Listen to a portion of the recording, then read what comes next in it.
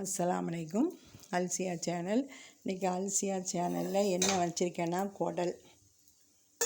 குடல் என்ன பண்ணுவேன், நல்லா ஃபஸ்ட்டு கழுவி முடிச்சுட்டு லைட்டாக சுண்ணாம்பு எடுத்து அந்த இது மாதிரி உள்ளது, இந்த பெருசாக டவல் மாதிரி இருக்கும்போல, டர்க்கி டவல் மாதிரி இருக்கும்போல பெருசாக பெருங்குடல், அதை என்ன பண்ணுவேன், நல்லா லைட்டாக சுண்ணாம்பு வச்சு கழுவி முடிச்சுட்டு 2-3 வாட்டி கொதிக்கிற வெந்நியை போட்டு எடுப்பேன். நல்லா வெள்ளையாக வந்துடும். நான் வீடியோ எடுக்கணும்னு இருந்தேன். எனக்கு இதுக்கு முன்னாடி நான் காட்டியிருக்கேன் எப்படி குடல் கழுவணும், பழைய வீடியோ பாருங்கள்.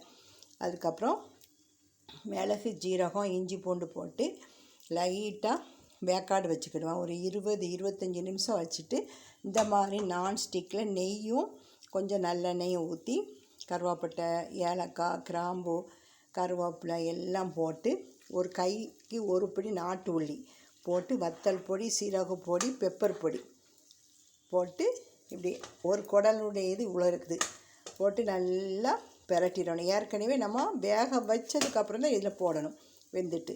அதுக்கப்புறம் அடுப்பை ஆஃப் பண்ணிடும். கேரட்டு பொரியல். கேரட்டு கண்ணுக்கு நல்லது, குடலும் நல்லது தான். வாய்ப்புண்காரங்க இந்த குடல் தண்ணி என்னச்சுன்னு லைட்டாக வேக வச்சு உப்பு போட்டு குடிக்கணும், வாய்ப்புண் குணமாகும். அதுக்கப்புறம் சுட சுட ஒரு ரசம். இன்றைக்கி மிளகு ரசம் தான் வச்சேன்.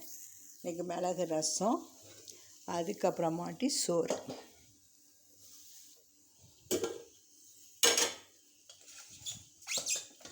இதுதான். உங்களுக்கு இந்த இது எப்படி வைக்கிறது குடலுங்கிற ஒரு இது தேவைப்பட்டால் என்னுடைய பழைய வீடியோவை பாருங்கள். அது எப்படி கழுவணும், என்ன பண்ணணுங்கிற இதை அப்படியே நான் வீடியோ எடுத்து போட்டிருக்கேன். ஷேர் பண்ணுங்கள், லைக் பண்ணிவிட்டு பாருங்கள் வீடியோவை. அஸ்ஸலாமு அலைக்கும்.